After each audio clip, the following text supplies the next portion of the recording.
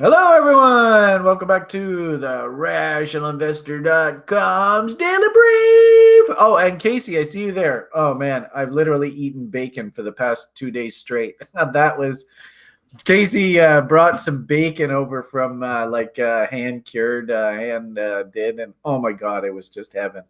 So I just saw you there pop into the lounge, and I had to mention that right away. Oh, it was so yummy. Anyway, good morning, everybody. Welcome back to the Frivolity. This is our private hosted show here on TRI. Any new people to the site, welcome to the madness. It is Monday morning. It is, where are we here? Middle of April, April 15th. Oh, all Americans, this is your tax day. You better pay your damn taxes. Anyway, good morning. I was having a lot of fun with Colleen yesterday on the Brother Chicken show, doing funny voiceovers of Mountain Man levels and stuff. So still have that a little bit in my system. But anyway, so Monday to Friday, Daily Brief. And we're so fortunate. Alex made it back from Switzerland, and he's back in the saddle driving the bus. And I already feel much more confident with the Daily Brief. We'll have the right screen shared and all that kind of fun stuff. So how are you doing this morning, Alex? Hey, sir. I'm pretty good. Had a pretty nice time in Switzerland, but of course I was very happy to be back and have a little chat with you. And yeah, really enjoying to be back at the bus wheel, I guess. So hopefully we can pay you better wages than the actually maybe not. But anyway, great to have you back on board and contributing, doing the awesome things that you do at TRI, and it fills me with confidence. So yeah, had yourself a good time in Switzerland? That was an enjoyable experience. Yeah, totally. I was up in the mountains, I guess, in a little village where they had a film festival, and yeah, it wasn't too bad. What's the weather like that? Was there snow everywhere? Yeah, totally. It's up 2,000 meters, so I don't know. Oh my! Did you do any skiing? No, we really didn't have time for anything else besides like having BS discussions and some films, which weren't too good, but the people were nice, so it wasn't that bad, actually. Cool. Awesome possum. Great to have you back, dude. Always a pleasure interacting with you. So thank you so much, and welcome back. And it is Monday morning, and that means that we get our dose of Dutch PMA. Sjord's on board here to give us a little site update on what he's doing. How you doing this morning, Sjord? I'm doing fine. Thank you for asking. Excellent. And I don't know. We don't have Colleen, but we have Alicia here. So, there's Colleen. She made it. So I hope you have your army of female Lego knots all ready to go for them. But I can't wait to hear what Sjord's doing on the site, and give you guys an update and just keep you abreast of what all the candy Sjord's working on. No, do you remember Colleen? Sjord got that picture of all the little girl Lego figurines. I think that was about a couple of weeks ago. We were making jokes about that, so that's what that was in reference to. And then finally, but certainly not least important, the man, the myth, the legend, the bear is back in the house. Thomas, how you doing, buddy? Oh man, I'm doing good, man. Thanks for the intro. You can tell Brian's brimming over this morning, eh? But I got to tell you, man, a highlight of my life, I actually think in the short term, is being able to come on and interact with you guys on a daily basis. It fills my heart. I love it. So I don't know how you're feeling this morning. I don't mean to set you up for failure. Maybe I should just say, Thomas, how you doing? Are you okay? But how are you? Are you feeling pretty good this morning? Yeah, I'm good. I really appreciated that birthday song at the end of Friday's Daily Brief. Wasn't that awesome? It was. I really enjoyed it. So, and I got a lot of birthday wishes from the site. So thank you everyone for reaching out. It really touched me. Awesome. Well, hopefully in the right places. And maybe are you a little bit downbeat this morning because you spent the weekend face down in a ditch? I don't know. No, I've kind of had this health thing for the last couple weeks, and I don't know if it's getting any better. Oh, okay. Well, best wishes, dude. Yeah, I remember we were talking a bit about that. Yeah, hang in there, bud. Okay, so where should we begin our adventure this morning? Sior, do you feel like attacking first? Yeah. Let's There he do the is. update. Is that the CEO or the head trader or the CFO or the chief technology officer? Who is that on your screen? Yeah, that's actually my boss. That's your boss. Do you Yeah, have a boss here? I don't think you do. yeah. Anyway, So hopefully you're feeling a little bit happier than he is. I do. Yeah. All This right. week was an interesting week again for development.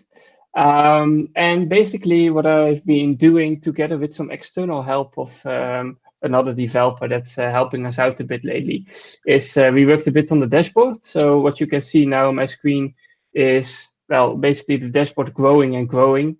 And like you see the numbers, there are still some issues that need to be enhanced. For example, there isn't any rounding to two digits here. And of course, that doesn't make sense when looking at stocks, but when looking at crypto, it does make sense. So that needs to become a setting. What we worked on is basically all these different kind of widgets, which you can configure. So you got the Twitter feed as a widget. Yeah, so this is a Twitter widget, and you can use it by default to show the TOI tweets. But you can also change it to load in any other tweets. And then for example, this breath widget, you can choose what you want to see, and not everything is filled yet, but we're getting there. And you can sort top or bottom. And so basically, we're building out this widget dashboard stuff on a weekly basis. The screeners not working yet, but you will be able soon to choose all screeners and then get your results here. So we're getting there, progress in that area. That's cool. Way to go, Yeah. dude. Hard work, no doubt about it. And we also made some bug fixes in the crypto portfolio page. So first we had sometimes that balances were reported twice or even triple. That's gone now. I did some work on the back end of our servers. So whenever there's a major issue, now except for getting a text, I also get an alert in Rocket Chat just to make it a bit more convenient. Worked a bit on PayPal. Basically that's PayPal. That's where this face expression is coming from. I feel like it's an ongoing battle, but we're getting closer and closer. Simple advice to anybody: try if you can, if you're going to set up a business, not to work with PayPal. I've just watched Julian and Stuart over the past few years. They are a fucking pain in the ass to work with, eh? They're not very flexible. Let's keep it at that. Yeah. Okay, so the Lego figurine is completely understandable with the PayPal reference. Oh, yes. And besides that, we did some work on bringing all the courses that are now on Thinkific back to our website. So some new course material might be coming up eventually, and we want to transfer all existing courses to the website, including the quizzes. Oh, did we just lose Fjord? Can you guys hear him, or is it just me? Nope. Still here? Yep. No, nothing? Oh, back. Oh, now you're back. All right. Oh, okay. So the quizzes functionality is something that's reported over this week. That's not something that you're seeing now on the website, but it will be used for future courses. And we worked on a migration script for the existing widgets, because the thing is that some people already were configuring their own dashboards. And then every time I change a widget, of course, we need to update those dashboards to reflect the changes as well. So that's it for my week. Well, that's a lot, man. So keep on keeping on. Yep. And hopefully everybody on the site just appreciates that Stuart is really hard at work, and TRIers are really we got our nose to the grindstone, really trying to make this place as value added for you on a daily basis as possible. So thank you so much for that report, Stuart. I really appreciate that. And thank you for the hard work. You know, you just keep on keeping on, dude. Yeah, and it was one more thing. It was really heartwarming to start my day with a message of Win Winkle in the show requests room. Yeah, we So should. thank you for that, Win. Yeah. Let's see. Win just put up a beautiful sort of compliment to Stuart and everybody at TRI right here. So you know, awesome stuff. Thank you, Win. And this kind of positive feedback that's as Stuart said here, that just makes his day and makes him feel just like super jazzed to kick butt on TRI. So thank you very much, Win. Really appreciate that. I get lots of PMs on a daily basis from people. You know, every once in a while I'll tweet something out.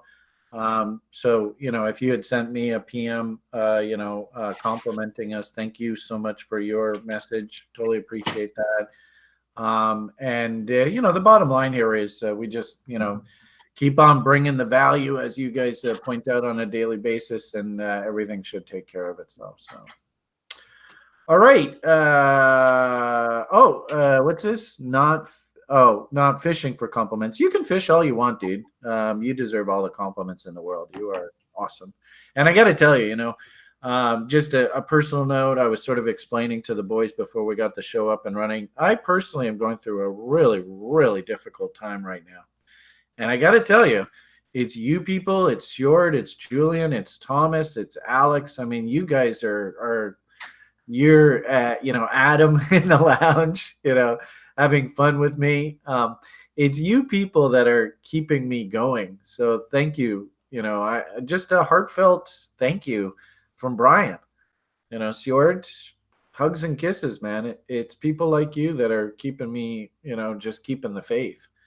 So, you know, not only do I want to convey the message that the users are thanking TRI, but TRI wants to thank you, because as I said in the Broiler Chicken show yesterday, what ultimately should end up happening is that each and every one of you are TRI. TRI is like, it's not Brian, it's Dennis, it's John, it's Chris, it's Cole, it's Dan, it's Adam. It's, you know, Arlem, it's our bearded nerf herder. You are TRI, and this is hopefully this is a very mutually reciprocally generating relationship that we have here. We all work together, and like I said, I just have to give you guys, everyone out there, a big thank you from my heart for keeping me, you know, keeping the fire burning in my belly. So. I'm just showing right now the user request, but I think Stuart's gone out on. Oh yeah, he's showing the. And actually, I got to hang out at Stuart's place. And he lives in a really cool sort of like community where it's all sort of focal point is around a windmill. Oh no, oh, he left. Oh, why did he leave? I think he disconnected by accident there. But anyway. Okay, so hugs and kisses to everybody. Love you. Mwah, mwah, mwah. Let's get on to the market. Thomas, what do you feel like looking at first things first here this morning? All right, let's jump in. And without I got to thank you too for your awesome stuff every day. If I didn't thank you, I missed you. I'm sorry. Okay. You know, you thank me every day. Good. All right, cool. All right, Disney is going to go to war with Netflix, eh? Yeah, this is interesting. If anyone's been paying attention to the Disney situation, this thing's broken out to new highs here. A lot of really interesting and exciting things coming out from them as far as content creation. They're spending like, I think it's on the order of $4 billion. Or no. So they want to start spending about $1 billion in new content creation out. Disney is rolling out this new streaming media platform similar to Netflix with all these new TV shows. And essentially, people are very excited about that. They think that what's really lacking in this space is sort of that content creation that a lot of the younger generation isn't getting, where they are consuming the stuff on YouTube. It's not really filtered. Parents are getting a little uncomfortable about what their kids are watching. And if Disney sort of filled the gap there, was able to create sort of what, the millennial generation grew up with, where, you put on the Disney Channel and you knew you weren't going to get 10 minutes of kids cartoons followed by something like God knows what's embedded in the middle of that. I think a lot of people would be a lot more comfortable. So that's part of what's going on here. The other part is, again, they're creating all this novelty in the space. And the real issue in terms of streaming is that the space is getting very, very crowded. So companies like Netflix, for instance, they are spending in the order of like $4 to $5 billion in new content every day. And that's really a lot. It's obviously a lot more than companies like, ESPN, Disney, all those other companies that really want to get in on this whole space. Netflix is creating a whole wealth of new stuff, but lots of optimism surrounding Disney. Obviously, they're going to war directly here against Netflix. Netflix stock coming off a little bit. Are we that surprised? I mean, you could see this thing was in a reload zone if you take your FIB Look at tool. my screen here. We've been following this trade as it's developing. I mean, it's just absolutely textbook. So, yeah, if anything, I almost get the impression it's sort of like the big classic media companies didn't want to acknowledge this whole sort of streaming internet video content was coming. And now, if anything, I think, the bricks and mortars have finally acquiesced and said, okay, enough is enough. And I would be very leery about investing new money into Netflix. Like that Disney chart that you had on there, man, I think you got to change that to like a monthly chart. And this might be hard for the new people to trading to see. But if you change this to a monthly chart, do we see any type of sort of chart pattern here that could be developing? Like me, I see it. It jumps out at me in glorious Technicolor. But this might be a little difficult for new people to see. Colleen, can you see the triangle? But yeah, I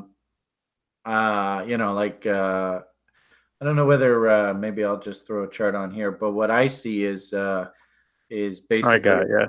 Oh, there you go. This is a classic bull flag, and if you take that distance from the top of the flagpole down to the bottom of the flagpole and then project that same level off of the flag breakout, I mean, this stock is saying it's going a lot higher. Yeah, so that point's what, $200 or so, a little higher, yeah. And the irony of it all is we were wondering, what does the Dow look like when it goes into face rip mode? Disney's a fairly large Dow component. Actually be interesting on your poor man's Bloomberg site to show what the weighting of Disney is in the Dow. It used to be like, and keep in mind, these guys, they own like ABC. So they own one of the major networks. They own just a ridiculous amount of content. They could very easily come along and do some serious damage to something like a Netflix. So, I'm sorry to put you on the spot there, but like we had sort of kind of funnily postulated, geez, is that a monster bull flag on the Dow? But if Disney gets going here, it might just be something along those lines. Disney just bought Fox, is that correct? Or Netflix bought Fox? I don't know. But I do understand that Netflix sort of enjoyed a sort of almost like a monopoly in this space for quite some time, and now it almost feels like the big boys have said, okay, enough's enough. And actually, I'm a bit surprised that Disney just didn't come along and buy out Netflix, but maybe the premium was just too rich. But and they just decided, you know what? Well, we're not going to buy them out. We're just going to take over this space. Well, I think Disney was also, there's a bit of a feud there. A lot of was there? Yeah. A lot of ex-content creators, a lot of guys that worked at Disney were poached from Netflix. Or excuse me, Netflix poached a bunch of workers from Disney, so a lot of them came over to Netflix to work. Wouldn't that be awful if all those people like quit Disney and went, fuck you, we're out of here, and then like a year later Disney comes and buys out Netflix, and now I got my old bosses in charge of me again. Oh no. Yeah, totally. Pretty wild. So, I mean, content creation and streaming stuff behind, we're about 20 minutes in. So let's try to get another 10 minutes of equity stuff in before we jump into crypto. So let's move on. I don't mean to rush us ahead, but there's a lot of stuff to cover. And one of those being is that late last week, we saw inflation numbers come out, and it seems like inflation is creeping into this market according to what the Fed is seeing. That came out of their minutes. That came out from a lot of analysts this week. That inflation is starting to rear its head. So I came out and, this is something that I learned from you, Brian, is the tip TLT. And this is something that's been saved on my chart for a long, long time. And I don't know what this is from. There's Khalid. Hi, Khalid. You're all over the place. I'm just kidding. That's Alicia. That's not Khalid. Yeah, I don't know. But yeah, I think you could see the potential inverted head and shoulders. And really, if anything, everybody, we don't want this to shift back into I don't even think any of you even know what a world of inflation looks like. Over the next 20 years or so, we're going to be moving back into that world. What I noticed too, that's interesting that you made that comment about Fed. I noticed that number one, the euro dollar market, we need to keep a close eye on this guy. He's actually said, okay, you had a nice little party when they broke the stock market back there in December, and interest rates didn't need to rise anymore. In fact, they could cool down. Now that the stock market has raced back up to almost basically to new highs, you can see all the yields are putting in W's here. The euro dollar market itself is emming out, implying short-term corporate interest rates are now no longer going down. They're actually going back up. And you notice that the Fed funds rate here is actually now starting to tip back over here. So excellent point there, sir. It feels as though the whole market kind of got like a little bit of a breather there from about the middle of December up until now. And now the market's kind of like, okay, enough is enough. Also, I would add to that, I'm still watching very closely this, I don't know if I can find the damn screen. The historical here, the 87 scenario. And yeah, the bond market actually gave us a little bit of reprieve breaking to new highs, but here comes a frickin' M. Maybe this is when they're going to break this thing, and notice there goes the stock market basically right on cue with the 87 scenario. So maybe the difference was we had this little hiccup that took rates lower, but here goes the stock market breaking to new highs in March, April, and the bond market is flashing a big M here. So yeah, excellent points. If anything, we have to start looking at interest rates again and sort of keeping an eye on this. What are you looking at there? That's the euro dollar June contract versus this year versus next year, right? Good idea. Yeah, exactly. So I brought this up a couple weeks ago and I was like, I don't really think the Fed's going to be raising rates because the June 2019 over June 2020 was pricing in almost a half a point cut. And right now they're pricing in about a little less than a quarter of a point. So I think, you can see this thing's trying to W out and come back and retest where it broke out. But this is an interesting metric that I like to keep an eye on as far as how if that thing trades to backwardization, then oh fuck, we got problems. Yeah, exactly. So you know exactly where I was going with that. So, I mean, yeah, right now I think that what we need to watch is the Fed going to walk back their dovish policy. Are they going to say, you know what, instead of tapering and cutting rates, we're actually going to raise rates like you've kind of been hinting at all along? There's no way they could cut interest rates. And did you hear fucking Trump coming out going, the Dow should be like 10,000 points higher. The Fed's got to lower interest rates. And it's like, you got to be crazy. Yeah, I think the one thing everyone needs to learn that's listening right now is that this is, as almost like Brian would say, it's a dog and pony show. Is that what you would call it? Okay. And you have to recognize that the Fed and what they say is simply to appease the minds of the masses. And the people that are really that understand what's going on sort of under the hood of the market, you can see that there's really, it just doesn't make sense for them to be cutting rates at this point based on what you can see from the underlying dynamics and metrics of what's happening. So the Fed can talk all it wants and pivot from dovish to hawkish, or back from hawkish to dovish. What really matters here is that you read between the lines, because if you go back and read or try to understand what the Fed has done, over decades and decades of time, is that they'll walk back any position that they verbalize in their minutes and their meetings.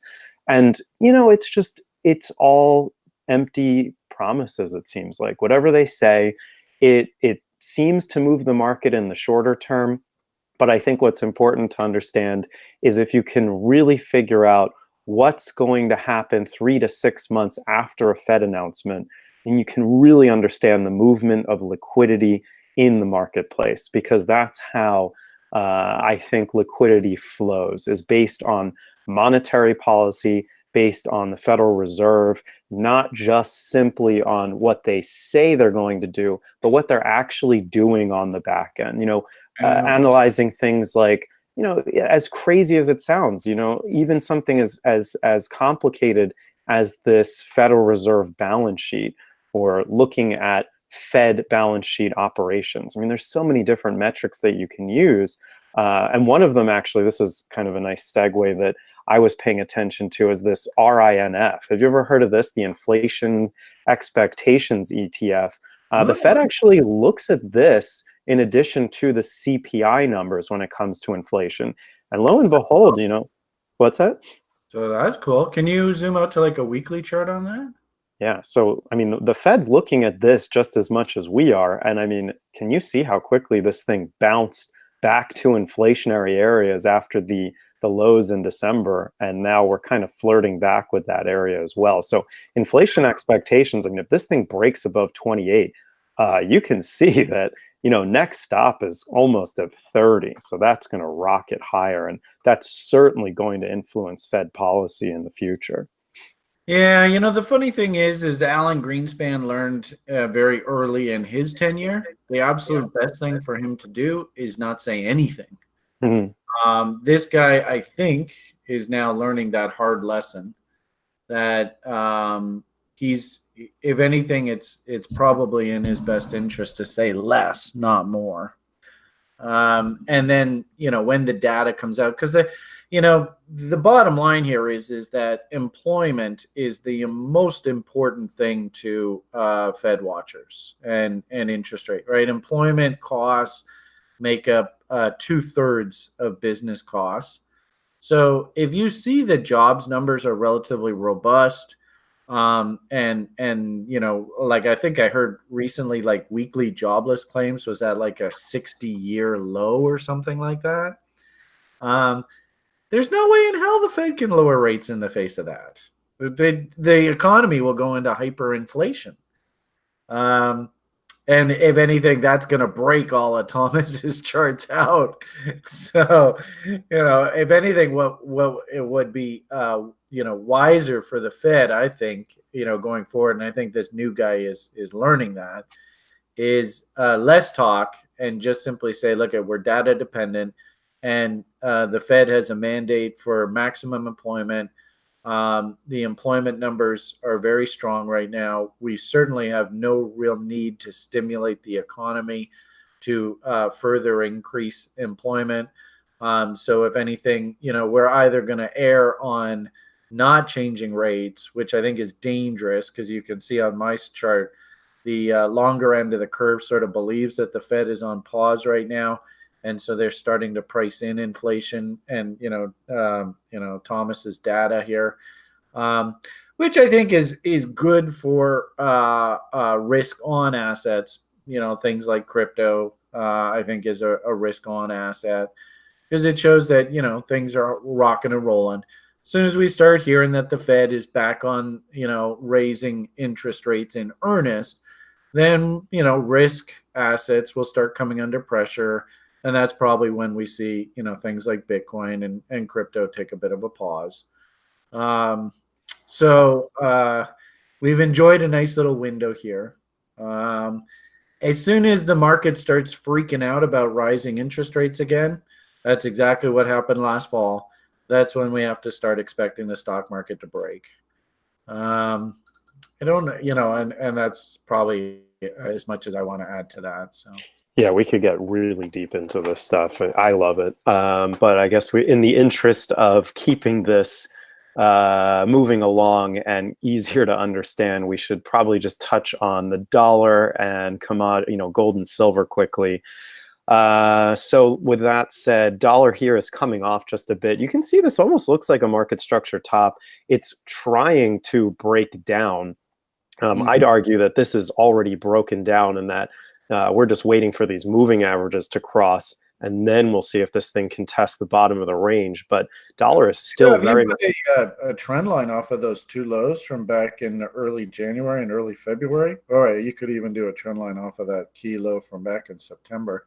Probably going to have to come back and test that trend line. Oh, you know what? I was using the wrong chart. So I'm marking up my chart with the wrong playlist. I don't know how people keep track of this thing, but essentially the way that I keep track of my drawings is that if I don't put my markings up on, what's this thing called here? My chart layout. So I have a master chart layout, and then I have my watch list here on the side. So my chart layout has to match my my watch list, and therefore it saves across whatever I put it on, and it looks like I had it on my altcoin.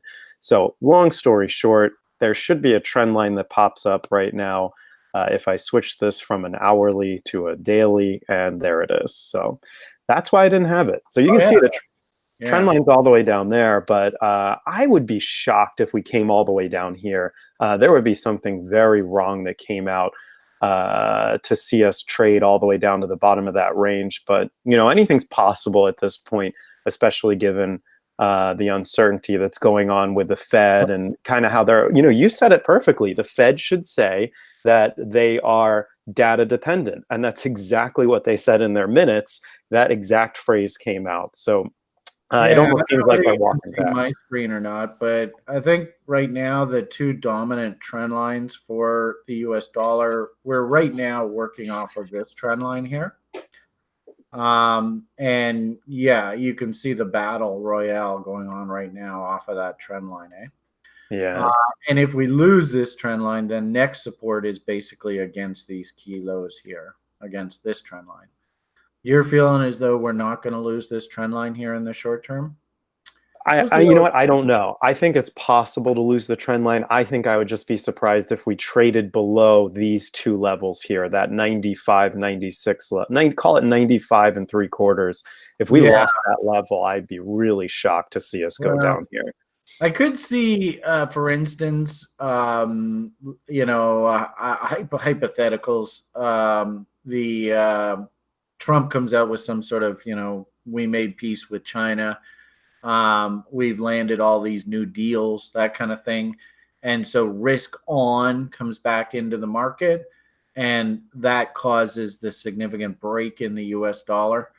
But I agree with you. I think that's a relatively low probability right now. And we've been talking about this forever. I think to all intents and purposes, the trend in the US dollar right now is what we call a narrow sideways channel. But that does give the market some room to play down here, eh? Yeah. So with that, as the dollar sort of breaking down or breaking up, it was interesting to see silver lost its key low at 1397 on the SLV. That's the paper traded fund, the ETF. I'm holding, and I've been holding this for a couple months now, this $14.50 put, which expires in 3 days on April 18th. So right now, oh, you're crazy. You're holding it. I'm still holding it. I'm still trying to figure out if I want to. I'm still trying to figure out if I want to sell the whole position or if I want to roll it into next month because I can You better not wait till day 4 or you could be SOL, man.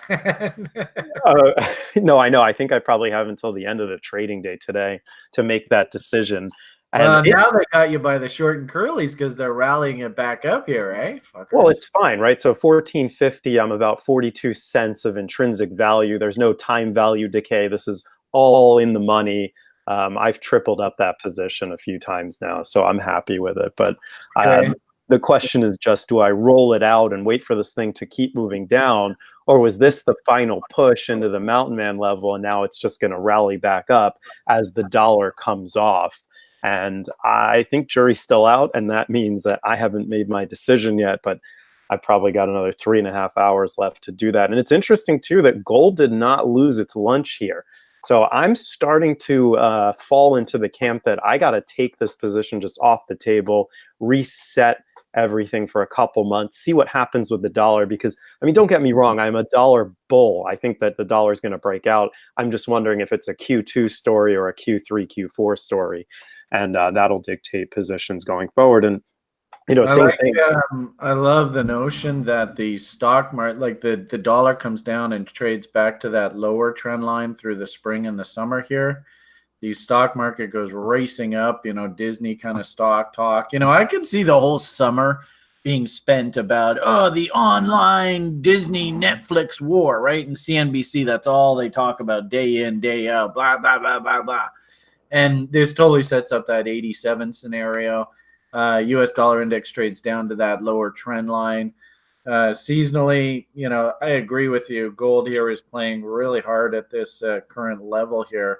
I don't know whether we lose it or not, but these AB equals CDs on my chart are still working.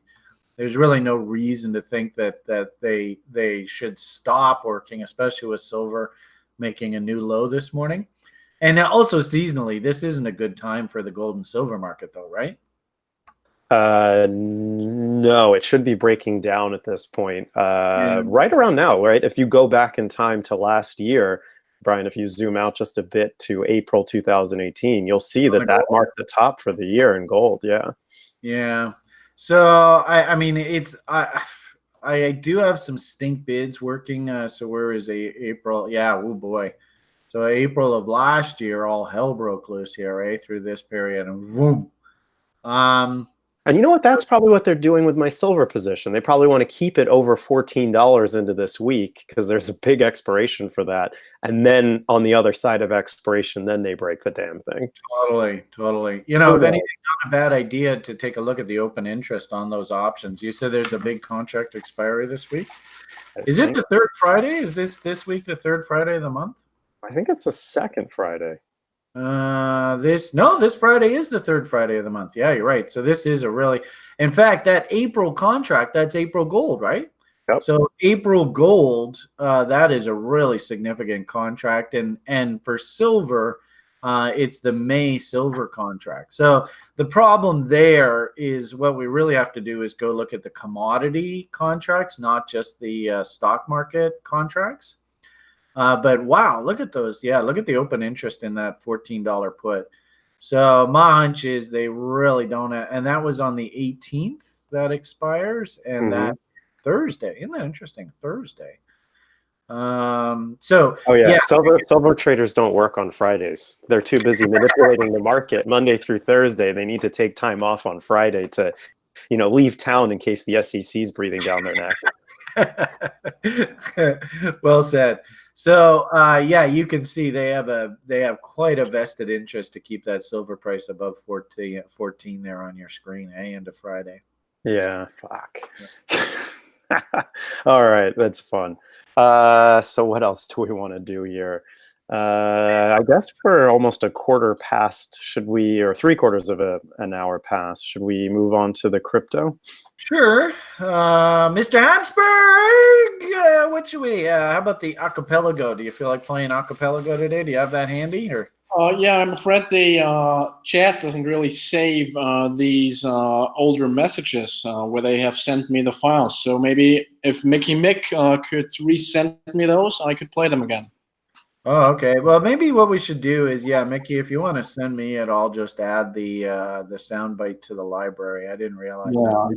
I should have saved them, I guess, to my MacBook. No big deal. So we will listen to Jamie. Why don't we listen to Jamie?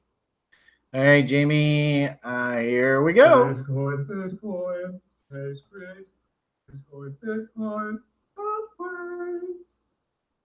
All right, that's your cue, Mr. Bitcoiner. You're still stuck on silver options. Oh, yes. All right, news. We're going to break the news. So breaking the news involves talking about the latest developments in the crypto space. And one of those is the Ledger X product that they want to beat back to their physical Bitcoin futures launch. So what Bakkt couldn't accomplish in November, Ledger X is like, we're going to pick up the slack here and we're going to try to beat them to market. I find that a little bit hard to believe just because of the way that Bakkt is so deeply ingrained in the quote unquote Wall Street system of giant funds and the proper connections with the right people in government and in Wall Street. Of course, they're directly associated with the New York Stock Exchange and ARCA. That's Bakkt, not LedgerX. But on the flip side, LedgerX already has a really decent product in place. They offer options trading. They also have licensing for that from the CFTC, which they got licenses for swap execution facility and derivatives clearing organization. So they're a clearinghouse for crypto derivatives. But again, you can't get, well, not again, but if you haven't been following us, you can't get into this unless you're an accredited investor, properly vetted by them to participate on their exchange to trade the derivatives on. I believe it's just Bitcoin is all that they have those derivatives on. But essentially what they want to do is they want to offer physically settled Bitcoin contracts, which is much different than CME and CBOE, but I guess CME isn't offering them anymore. So, or unless it's CBOE, I forget which one dropped their product. But either way, both of those products were paper traded and paper settled, no physical delivery of actual Bitcoins. But LedgerX is like, hey, listen, we already have the infrastructure. We already have custody and trading services. It wouldn't really be that hard for us to offer these products. They have a roadmap here that they filed for a license to offer futures contracts in November 2018, which I had no idea about. You know, they kept this really quiet. Either that or the crypto news sites did a terrible job of picking up on this. But essentially, this has all been filed back in November and kept extremely quiet. And they're in constant talk with CFTC to get this thing launched. If they do beat back to market on this thing, I think it's a big win for them. They're going to get a lot of business through this. The question really becomes, will the Wall Street backed product try to wreck this Ledger X product through some kind of like back channel warring? You don't know what'll actually happen behind the scenes. Who's actually paid off? Is this going to get approved the way it should be? But nonetheless, there's a push into this space, and it's a hard push, and it's a legitimate push by LedgerX. So I welcome it, and I think it sort of it adds a bit of competition to the space. Like, hey, if you're not going to get your shit together Bakkt, there's going to be other products in this space, and you guys aren't going to get sort of the home run that they were expecting to get splashing into this market. So really, really cool. I love to see this, right? We don't want to see a monopoly in the crypto space. We want decentralization, which, you know, in the most odd terms is really just other companies coming into this and offering those products, whether they're backed by Wall Street or not. I think this is just really, this is awesome. So I was really happy to see that. Next article here is, I guess I'll cover this thing. So Binance, CZ is getting really pissed off at Craig Wright, claiming to be Satoshi. And he said, if you don't quit that shit, we're done with you. We're going to delist your Bitcoin Cash Satoshi Vision product, and we're done. So he actually came out and said April 22nd, it's done. It's all taken off. All trading pairs, anything Bitcoin Cash trading pair is taken off. I'm not sure if Bitcoin Cash Satoshi Vision itself is delisted. Let's see here. So Binance will, maybe they are delisting it. So they're so fed up with this guy. And it's, thank goodness someone's actually come out here and finally smacked him down. And I think it's a big smackdown because, everyone knows Binance is a big exchange. It's time for Craig Wright to go hide in a closet and stop, tooting his horn. I don't know what his agenda is here. It seems like he keeps getting thrown to the back of the bus and somehow manages to stick his head above the crowd and get some nonsense back into the media. It's just so sickening to see. He's like, I'm going to sue anyone who claims I'm not Satoshi. It's childish behavior and it needs to stop. But Binance is the first one to stand up to him. So hats off and cheers to them. Yeah, so Satoshi Vision is delisting from Binance. So thank goodness. Next article here is over $50 million in cryptocurrency has been stolen from US-based victims' personal wallets in the last 15 months. And this is mainly attributed to SIM card and cell phone cloning and hacking in that space. So if you are securing your personal wallet with your phone number through exchanges, if you're using text message authentication with your phone's phone number, and let's say you have your password, and then you're, instead of having a true two-factor authentication through either Google's authentication service, which is, I believe they're calling it the Authenticator app, or if you don't use any of the other two-factor authentication services such as Authy, that's another one tied to your exchange. Well, one thing that really pisses me off about OKCoin was they sent me an email and my account name, like they go, dear user, your account name. They actually put my fucking phone number as my account name in the email. Yeah, so you can turn all that off. You have to go into your account, Brian, and you have to turn that stuff off. So it's up to the users. What the hell are you doing? And they were like, oh, well, we will review this with our tech department. I was just like, that is ridiculous. Yeah, that it is. There's no doubt that these sites need to understand that you can't be pushing phone numbers out in unencrypted emails. Well, and what was interesting was just after that email, all of a sudden, oh, geez, we got these mysterious login attempts coming from like 10 different directions on our OKCoin account. And so clearly, this is a fuck up by OKCoin. I couldn't believe that they did that. I was just like so stupid. I used to use my phone number as a verification for withdrawals, and I would get calls at like 4 a.m. from some crazy Chinese phone number, and and you could barely understand anything they were saying. I took it off. I took my phone number off. I said, "Don't contact me. Delete. Take my phone number off the account." It was all withdrawn. All that stuff is taken off. So primarily, you have to. You use the Google Authenticator then? Oh no, I just use my simple password, which is Brian Beamish is the best 123, and it's nobody's guessed my password yet. So don't go logging into my account, everyone. But it's important that you secure your account not only with a very strong password, but with also a two-factor authentication token.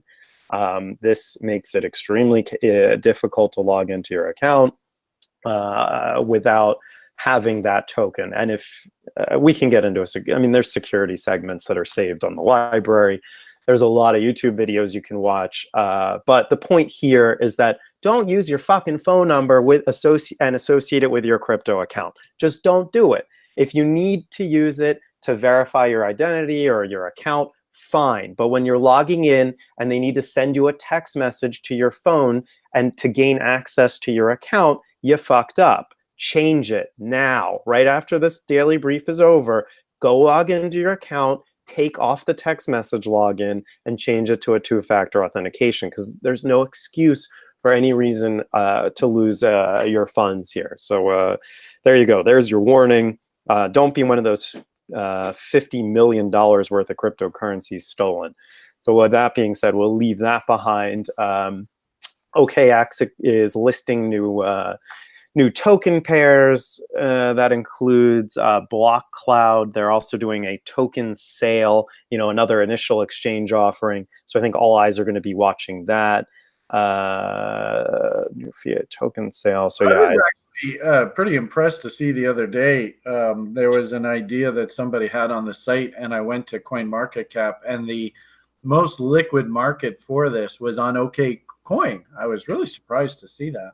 yeah, they're getting a lot of volume, and Yeah, so they're I stealing don't. market share. And like I'm worried about Trex and them losing that Bitcoin license thing for New York. I hope that's not going to be some sort of writing on the walls for them.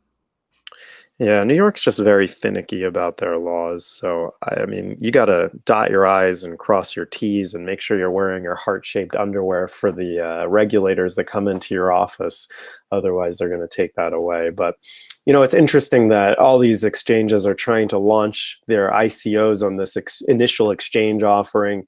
It just made me, I saw this article on the wires, which was about Binance Coin, and I know we've been talking about it ad nauseum for the last couple of weeks about how crazy high this damn thing is.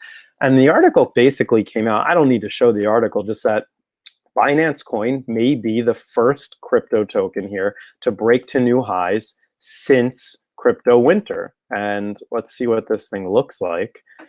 I don't know if it's breaking to new highs yet, and it is a news article, but I mean, this thing just will not die.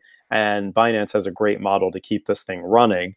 But I mean, is it possible if they continue to run those initial exchange offerings and people need to buy into the tokens using Binance Coin, then yeah, this thing's going to keep running because they're essentially they're artificially inflating the value of this thing by forcing people to participate in this name in order to buy other tokens. And, that smells a little rotten to me, but it's what they're doing right now. So, I mean, I was looking for a way to short this thing, and someone gave me a nice. There looks very concerning. Yeah, the problem is I don't think you can go by, true technicals on this damn thing. I think the fundamentals behind the fact that you're forced to use it negate anything. I mean, even if you go all the way back here. The way I've been sort of commenting about this is I think this is an excellent sentiment proxy. And you're right. If they can continue on this IEO path and they can keep raising money and keep bringing new people into the space, then great.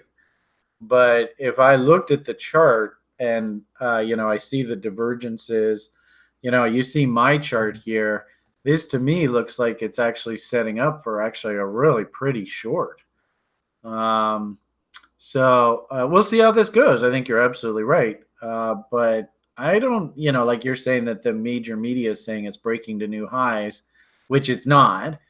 That in itself is a little bit of a warning that, hey, some things doesn't smell right here. Yeah, I just don't, Brian, I'm sorry. I just don't see this thing collapsing as long as they continue to support the underlying token value. There's probably so much money tied up in this damn thing. There's a concerted effort to keep the this value going. of these things, though? Is there 0.0037 a Binance coin? So right, but like what I mean is, can you actually, aside from the current market price of this asset, can you actually say, oh, one Binance coin is worth this? Why? Well, because this is how we value this thing.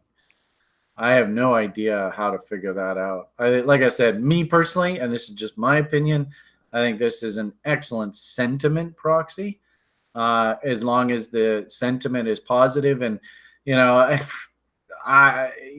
Binance people scored a whole bunch of points with the Cryptoverse, shitting on Craig Wright. If that, gains inertia and this thing, puts in nice, W's here, then maybe we bought our way higher.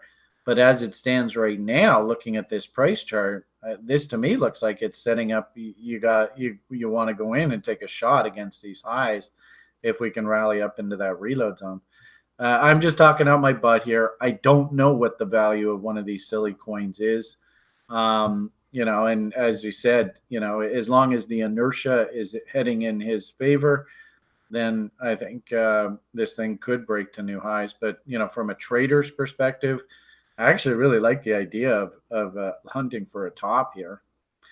But that's just Brian. So. Yeah, I mean, no arguing technically. It looks like a disaster, but I mean, I've seen this thing over the last year and a half set itself up, and it just doesn't dump the way that you'd expect it to. So I mean, yeah, there's vehicles for shorting this thing, but is this the best thing to short given what's set up on the exchanges and the way that, the whole thing's designed? I don't know. I mean, I think there's other things that you can play that are much more rewarding than something like this. Could this set up and end up dumping down to here?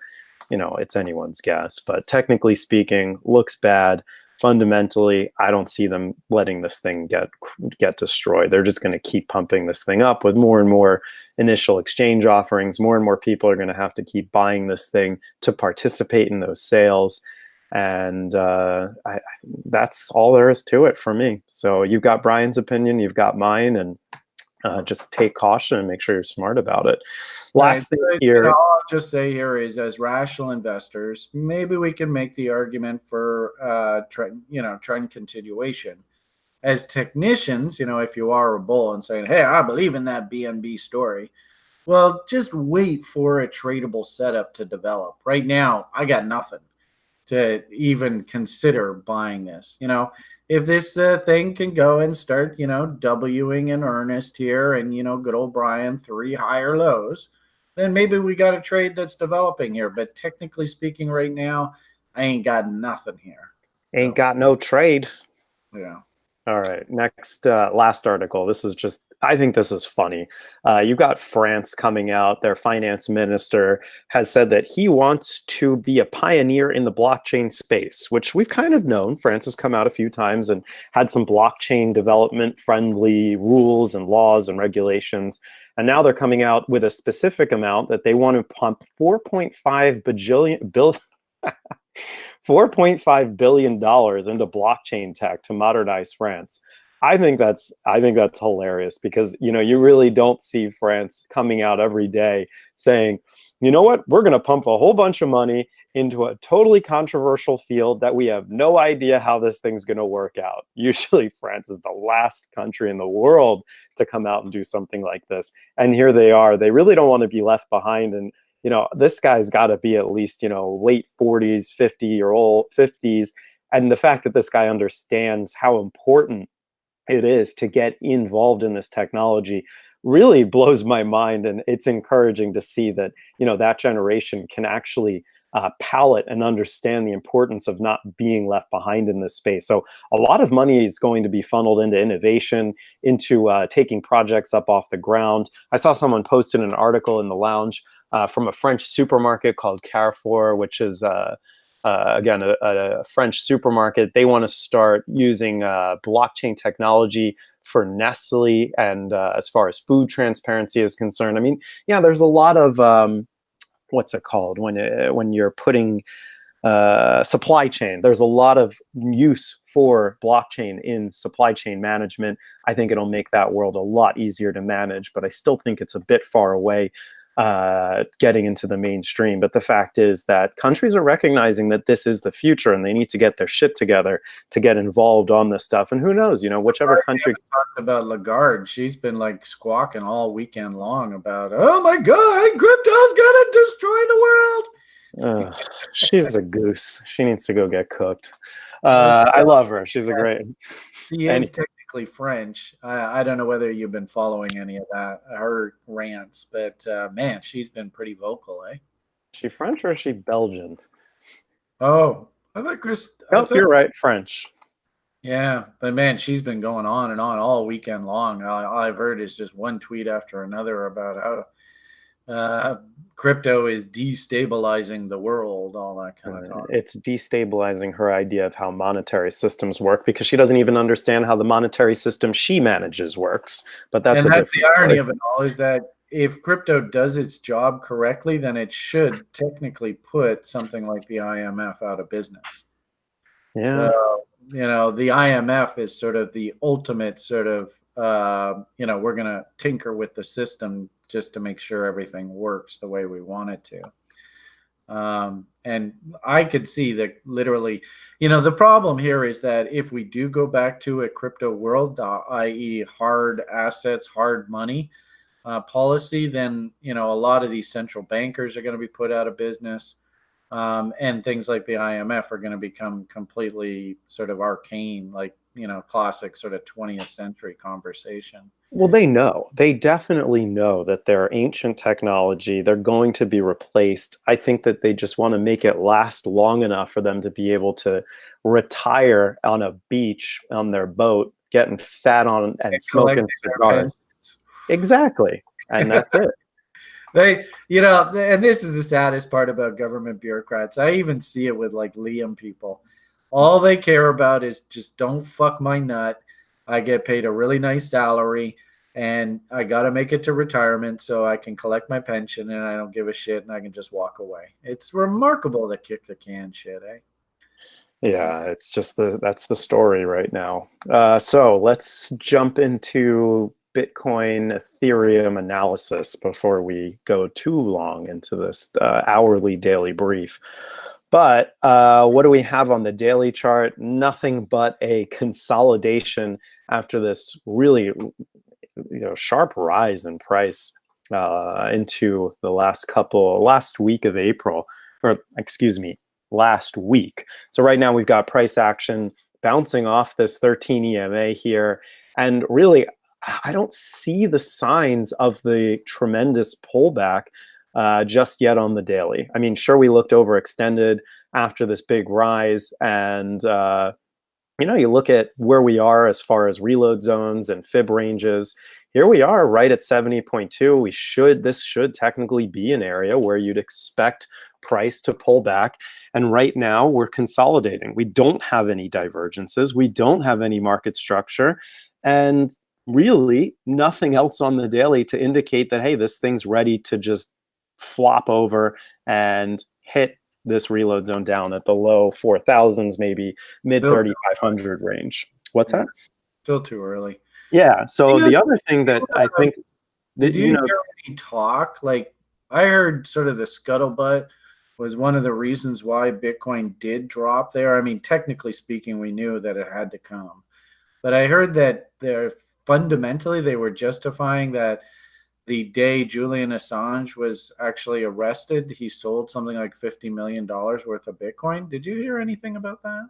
I think I saw rumors about it, and people were trying to trace the wallet that he might be associated with, and everyone came up empty-handed.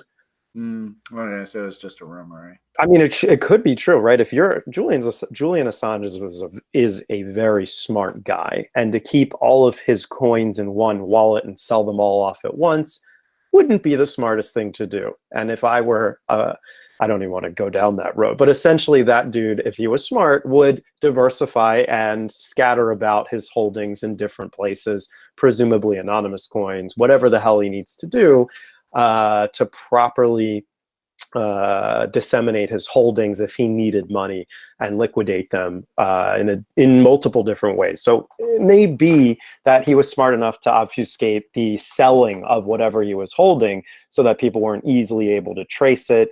Governments weren't able to freeze it and confiscate it. So he may have done a pretty good job doing that. So, I mean, could that be a possibility? Sure. Why not? Did he sell a whole bunch and force this thing down? Maybe. Hard to say at this point from the analytics that I've seen. But again, back to technicals, I mean, as far as divergences are concerned, we have to keep an eye out for this big one here, right? We've gone to new highs here, but yet we haven't broken above MACD in this area. So what we're looking for is this really wide M. And where does that confirm? Right down here. So this thing would have to drop below -25 if you want to use that scale. This is probably easier to see on a weekly. Let's see if that div looks good. It does not, because we're still playing out this weekly bull divergence. So while you have that potential bear divergence on the daily, it's just that. It's potential. You can't pay attention to it just yet. It's just something to keep in the back of your mind. And again, you've heard Brian say, is this the best place to be going long right now? And that's a question everyone should know the answer to. But could we come back down to 38.2? I think that's healthy. Right now on the weekly, we're just consolidating, just like we are on the daily. You can see that this 13 and 30 may potentially cross next week or the week after. Could we just go sideways for the month of April? Sure, that'd be great. I'd love to see this thing just go sideways, see altcoins pop off and get lots of W's coming in. The other thing that everyone's looking at with great anticipation is this 50-200 moving average cross. This orange line here is my 50 moving average. This white line here is the 200 period moving average. A cross of the 50 above the 200 would be considered the golden cross. And that seems to be what all these news outlets are like, oh, Bitcoin's going to go to 10 grand once that thing crosses.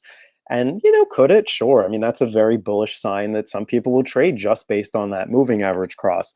I'm interested to see what that looks like on Finex, so I'm going to throw that on here. Same distance. If anything, this looks a lot further away than it does on the OKCoin chart. So you can see this 50 moving average is 4,300. And these are different numbers, of course, but $300 difference there on the moving averages. And we're a little less than $300 on OKCoin. But nonetheless, again, something to keep in mind as well. So do we have trades on the higher time frames other than potential continuations on the weekly? No, right? Daily's just doing nothing. So that's a good sign if you're a bull. 4-hour chart. You know, we went into the end of last week. This thing popped the top on looks like Wednesday evening, and then that was it. That was the high. And this that was the failed breakout on the Fed minutes release, eh? Exactly. There's your false move. This thing's come back down and really hasn't done much to negate any of that positive bull momentum, positive bull trend. And frankly, I don't see a reason for this thing to continue breaking down on the 4-hour either. Yeah, we've got this potential bear div here, but this thing would have to break really, really hard, probably down below 4,400 for that MACD to confirm that bear div, and then I think that weekly trend is in danger. So no real reason to get short on the 4-hour either. If anything, I'd consider where we're testing right now a potential for a continuation if you were so brave to buy that market structure, break out, retest. You can see these moving averages are crossing again. So 4-hour to me is leaning bullish, and then hourly looks like it's still coming down, right? You can see this market structure top in play, but no solid. Oh, wait a second. There's a div here. So this is interesting. So you can see as far as our market structure, or excuse me, as far as our MACD histogram, that this is what we would consider a bear divergence is actually confirmed here. And that was confirmed right here. So on actually this hourly candle, we're getting a confirmed signal of a bear div. So you can see here, you know, I'll just draw this thing out quickly for anyone who's new. And you got your first top there. Here's your neckline. I'd let that thing break before we actually call it confirmed. It's very close. Yeah, that's right. So you got to wait for this thing to confirm. And you look at your price oscillators. Like Willie right now is not bullish at all. So my hunch is it probably does confirm, but you know, yeah. Look at your crackhead. Your crackhead's rolling over here. Yeah, so hourly looks a bit bearish. So where could we potentially see this thing? Let's do a little fib here. 38.2 is down around this neckline on the 4-hour, a little bit lower, and the Mountain Man would test the bottom end of that range. Does it make sense that we'd want to sell off into what we consider our Tuesday, Wednesday kill zones? Yeah, and I saw some people asking about kill zones. You guys gotta take the level 1 program to learn about how that stuff works. But basically, if you were imagining you were a trading desk at a big institution, where would you want to set up your trades? That's usually when the desk comes online. New York comes online early in the morning. London comes online early in the morning their time. Just do the time difference calculations. I think there's some scripts in the library you can look into. Yeah. In fact, Alicia asked me just to talk about this, and I didn't get to it in the Brother Chicken show yesterday. But Alicia, great example, right? This is what we call the New York kill zone, right? Basically, when New York opens up in the morning. And, you know, you can see the market had come down. It had been working its way down overnight. And then all of a sudden, this rally comes out. But notice, Alicia, look if we draw a fib off of this low back up to this high. So the question here is, what caused this rally? And was this a trap? Now, we always say, remember, Alicia, don't trust the first hour of trading. So, Alicia, can you see that this was a trap? This is basically exactly that kill zone concept. So actually, it's kind of cool that Thomas mentioned this right here, that this is absolutely textbook. In essence, there is the New York kill zone, the beginning of the trading week. The market was rallying up. All the retail people go, "Oh, it's a bull market. I gotta buy. I gotta buy. I gotta buy. I gotta buy." Institutions are waiting for this reload zone. They hit it, and then the market rolls over here, and all of the institutional players go, "Thank you very much, retail, you idiots. You just gave me an awesome trade location. I hit you over the head, and now I'm laughing." So, Alicia, I want you to, I'm going to take a screenshot of this. I want you to copy this. I'll put it in the lounge. I want you to copy this, and I want you to write out what kill zone is this, and does it make sense that this was a trap? I mean, that's in essence, that's exactly what you asked for yesterday. That is like glorious example of it. Sorry to interrupt you there, Thomas, but gee whiz, that was such a perfect example of a New York kill zone. Fuck you. I mean, if anything, all of level 1 is sitting right in this chart right here. You've got your fibs, your reload zone. Hey, look at this volume profile. If anything, there's a That's hope play down here. It's all there. And then, of course, wicks and tails like to be eaten. This looks like breakfast for London from where I'm sitting. So this is where I'd be looking to totally potentially. like Tuesday, Wednesday kills, London kill zone. And I would, and considering we just are getting this reading out of MACD, and Willie looks like he's working his way off of overbought and sort of cleaning himself up.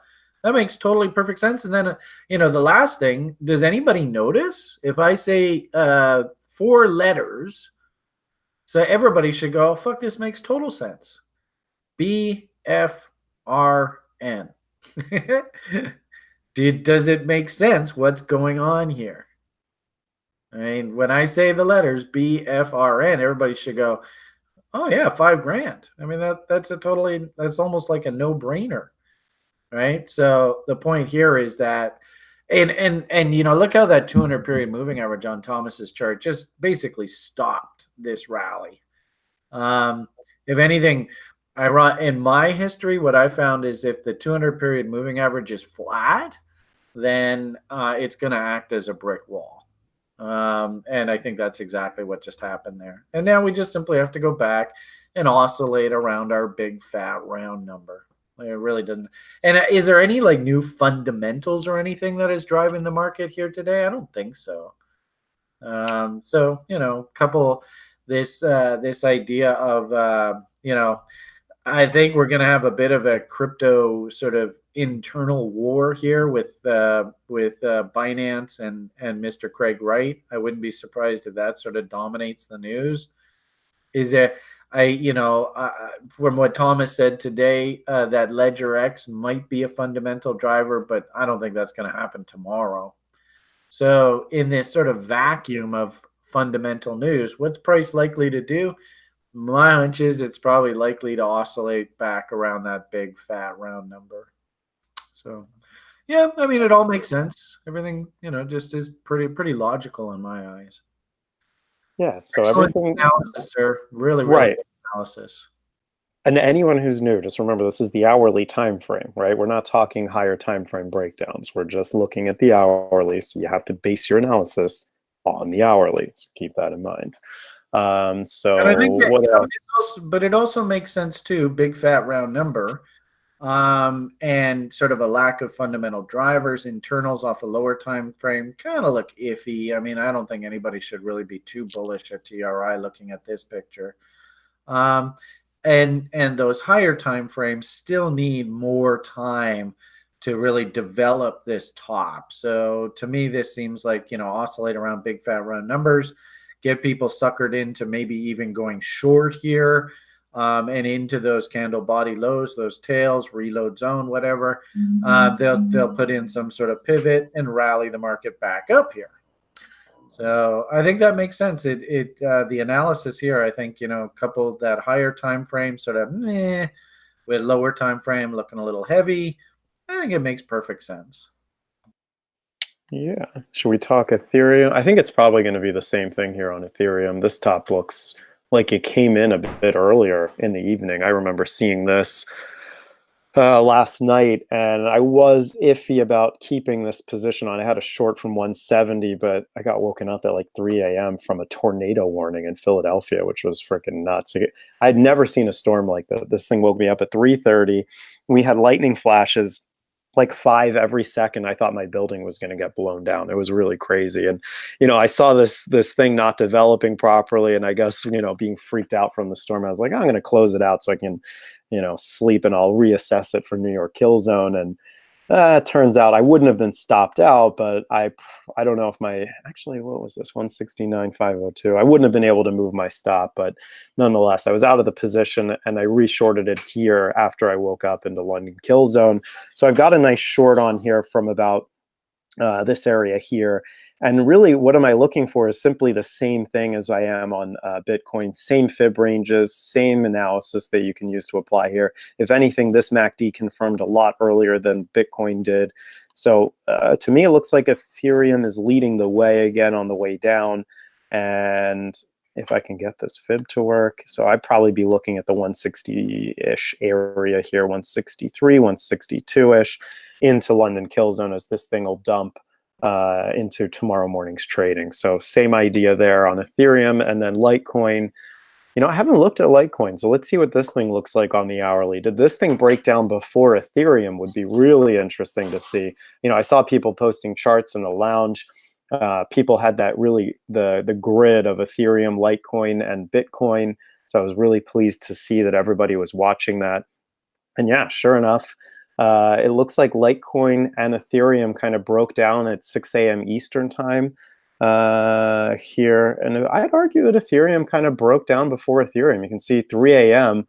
on Ethereum, this tail kind of gave you the signal that, hey, something's not right here. And that was 3 a.m. What did Litecoin look like at 3 a.m.? Kind of the same breakdown, really. So those two are forecasting something's going on here. And then, of course, you got that big dump at 6 a.m. London open, maybe close of Asian session.